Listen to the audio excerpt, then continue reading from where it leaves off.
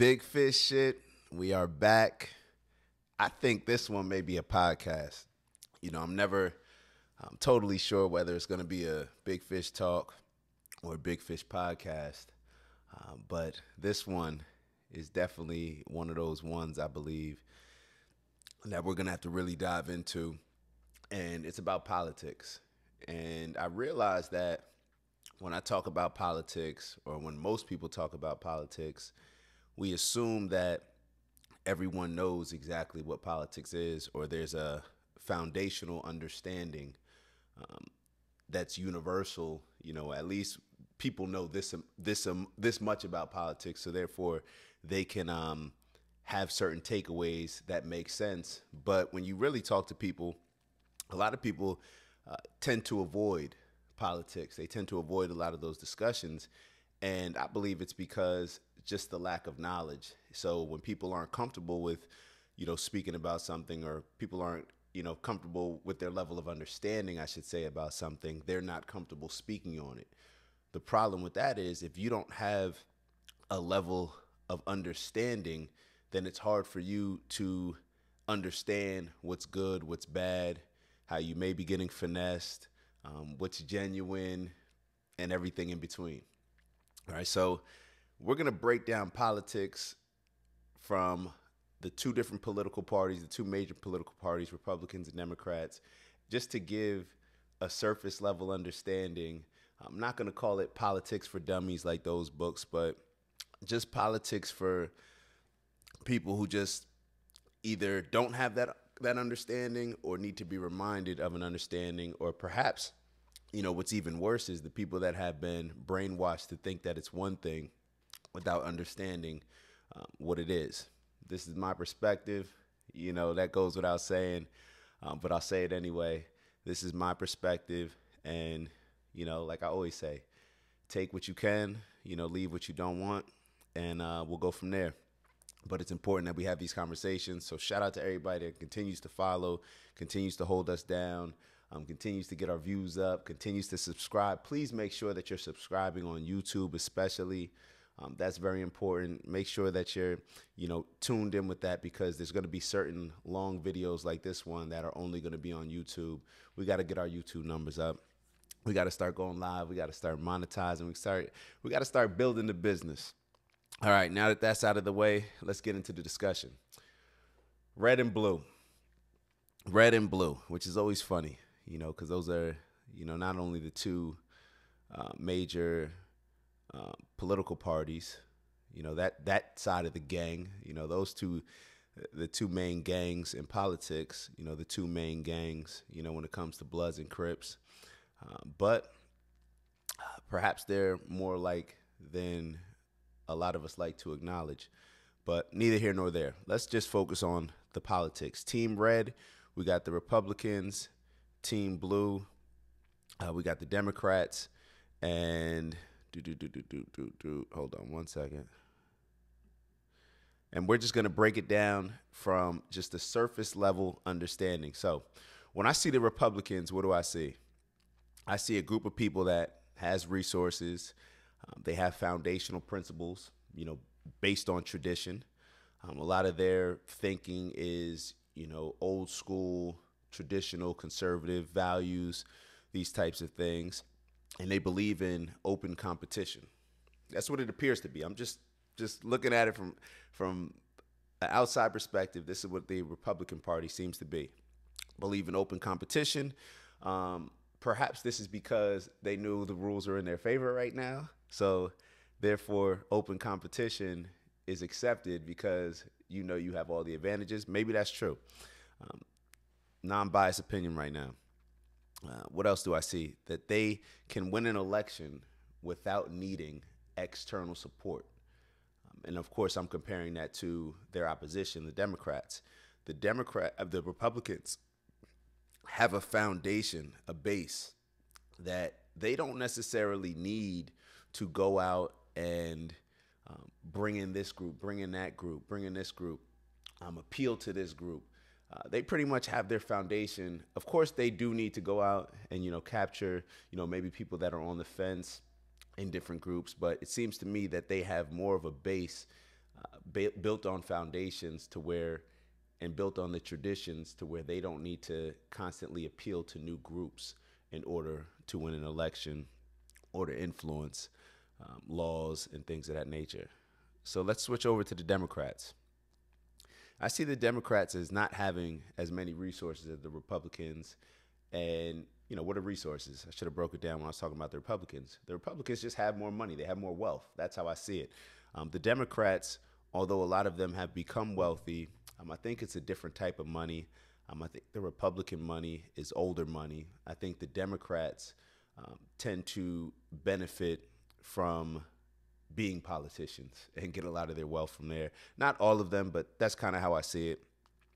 They rely on funding from various areas. When you see a lot of the Democrat campaigns, when they're reaching out, texting me as if I'm a member of their party, which I'm not, when they're texting me saying like, hey, every dollar counts, they brag about, having a million $10 donations compared to the Republicans who would rather just have, or I don't know if they'd rather, but they get, large donations, but not maybe as many.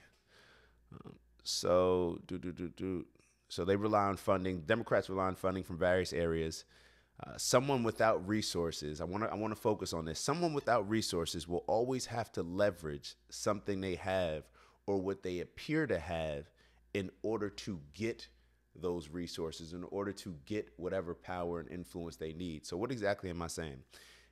Based on the Democrats not having a lot of these resources already in play, I tend to see them as always needing to leverage a deal, always needing to say, hey, if you do this, if you support us, we'll do this for you.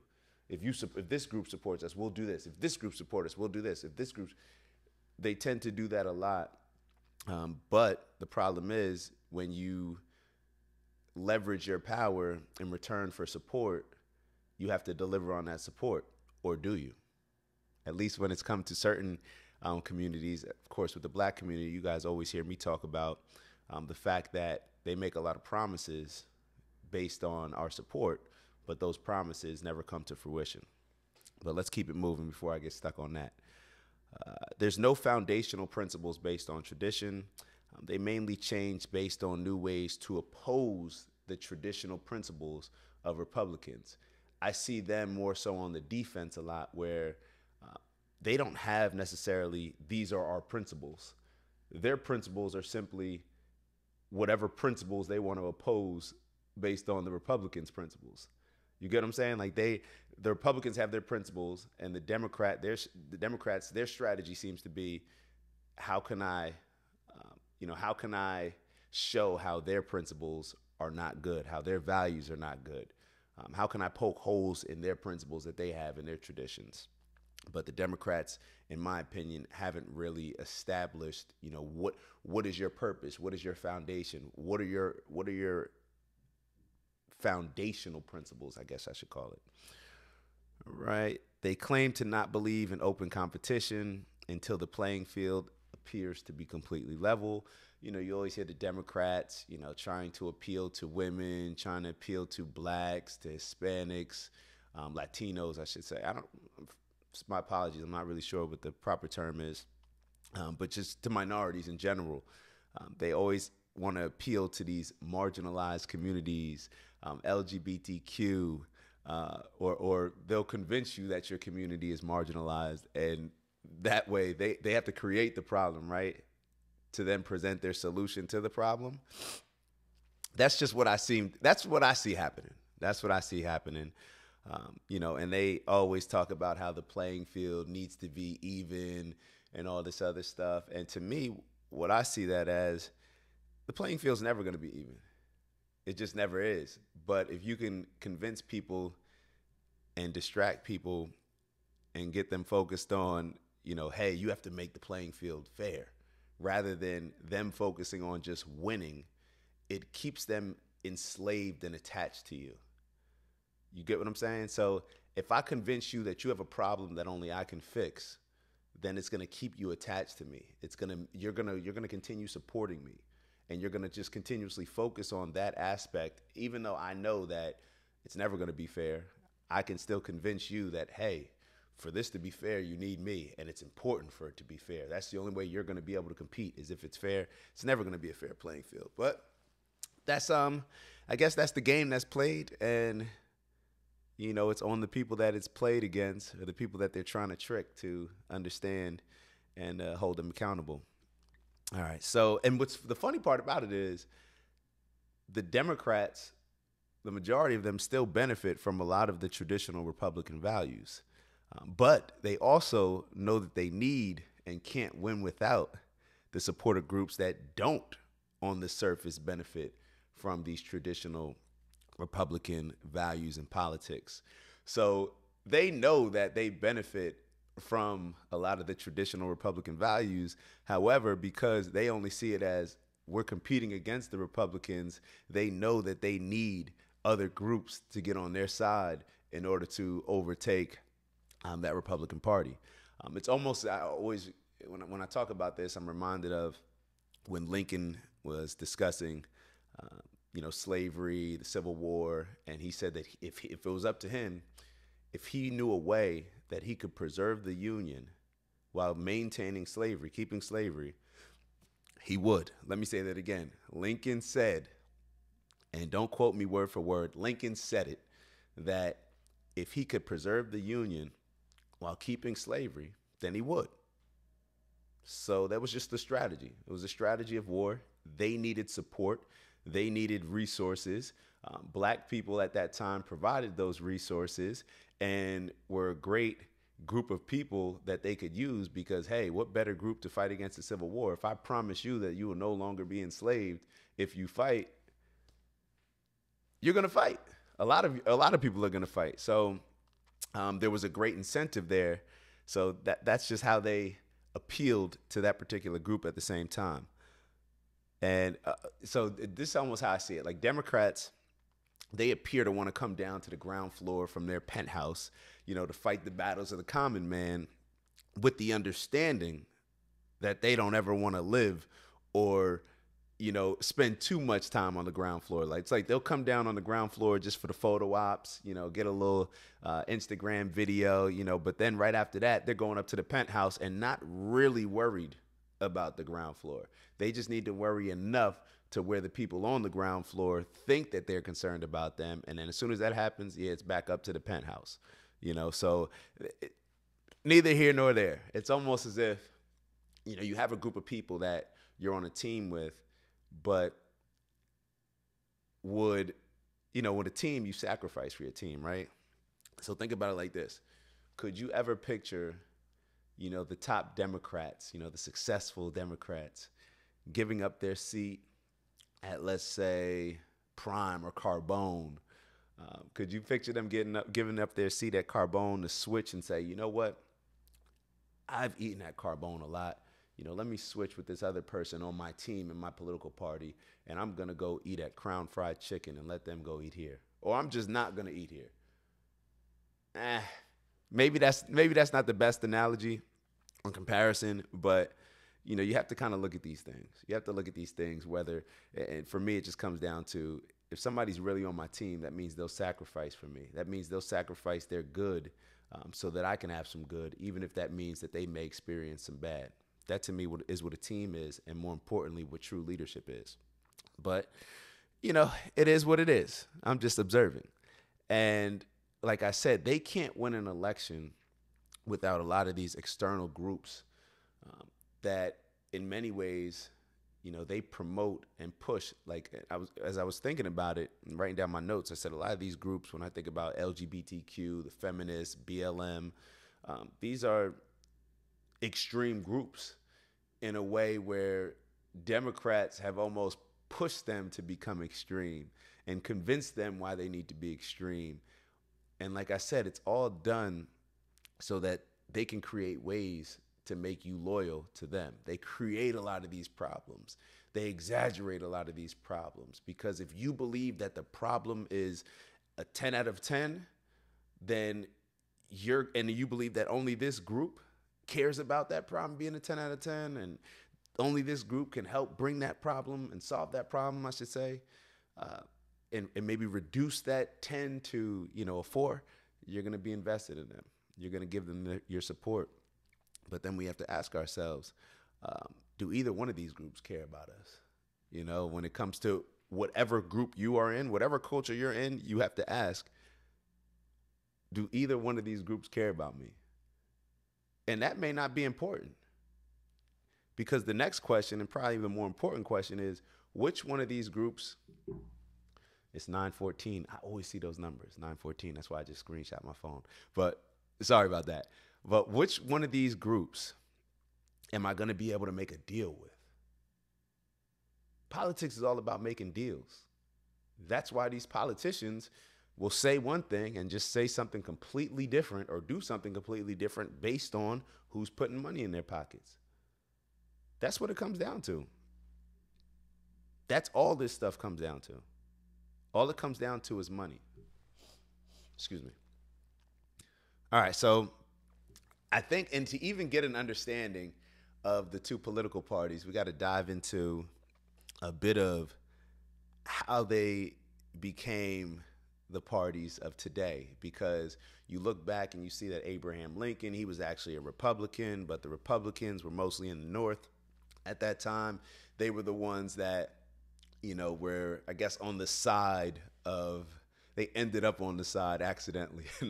They were on the side of, you know, freeing the slaves, or at least not letting slavery continue into the Western expansion. So then you have that Republican Party. Then the Democrats were the ones in the South. They were the slave owners. They were the ones that wanted limited government. You know, the Republicans at that time, they wanted government involvement. They wanted big government. But during this time, the Democrats in the South, you know, the slave states, they wanted limited government. And this brings up a huge point that I don't think we focus on. And it's the people that are in power, the people that are successful, the people that are making big money. Those are the ones that want less control. They want less government influence. I'm in power. So I want less of anything else that's powerful, right? So the South was extremely powerful. You know, they had their slaves. They were doing well. They had the resources. So they wanted less government. The Republicans, on the other end, they were worried, you know, with the Western expansion, that if those states come in as slave states, then that's going to shift, you know, the power structure. It's going to shift it. So therefore, you know, if you have these Western states coming in as slave states, they're going to be more aligned, you know, with the Southern Democrats. And that's going to, you know, make it harder for the Northerners, the Whigs, or, you know, whatever you want to call it, that turn into the Republicans, to establish their power base. So now when we look at, you know, this time of what the Civil War caused, and the Civil War, like any war, there's a lot of money to be made. So a lot of these industries were operated in the North. So a lot of Northerners who were Republicans got very wealthy, and a lot of these wealthy people started to get more involved in politics based on the power that they have. Just like today, the wealthy people, politics, we already said, is controlled by money. So a lot of these wealthy people that were Republicans and that, you know, were on the side of freeing the slaves and, you know, these quote unquote civil rights and all these things, when they got some money in their pocket, they started to say, like, you know, I think we did enough fighting for the you know, for the slaves, to free them, you know, fighting for the rights of blacks. You know, I think it's time for a little bit less government, you know, and you know, that'll keep us in power, you know, because everybody's in survival mode, or most people who are in power positions are in survival mode. They understand that things can shift very easily.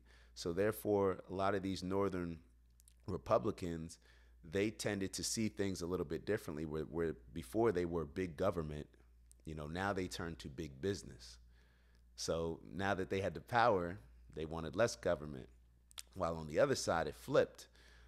So a lot of the quote unquote Democrats, you know, the people that were Democrats, they started to switch. And I believe probably the switch probably came into play the most with things such as like the New Deal, with FDR, Franklin Delano Roosevelt, and how that created a lot of social programs and big government.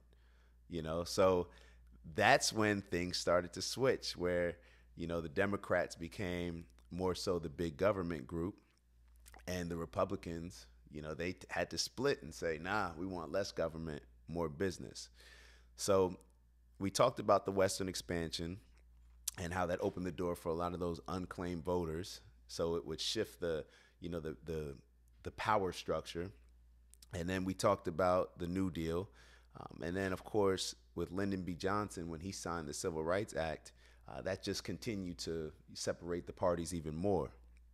And the main takeaway really with this all is whoever has power and wealth wants less government.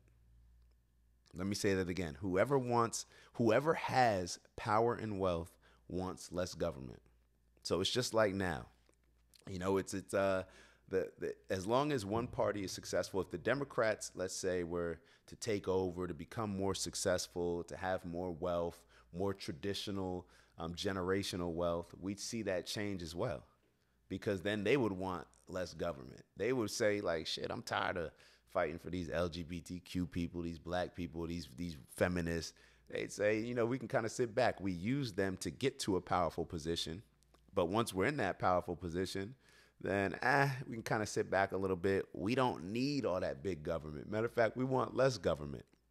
We want less that. So that's how I see things when it comes to Democrats and Republicans.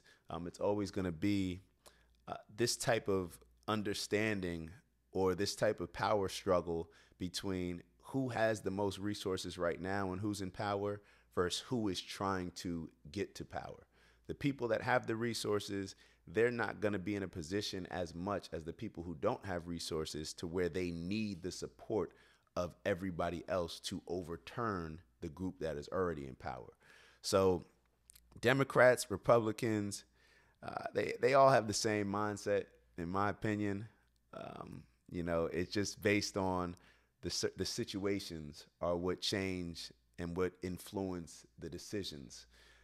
It's almost as if, I think my dad said it, I've been saying this a lot, consulting with your convenience. One time he mentioned that to me, and I find myself doing it from time to time. I'm sure you all do it as well, but people consult with their convenience. Whatever's in their best interest, whatever's convenient for them, that's what they're going to embrace, that's what they're going to accept, and that's what they're going to promote. And that's what they're going to use in any way that they can to get what they want in return. So that's all that we see. And it's funny because, as we started off saying, like, it's funny that it's red and blue, the main colors of the government gangs, same thing as, the street gangs with the Bloods and the Crips, but it's all the same people.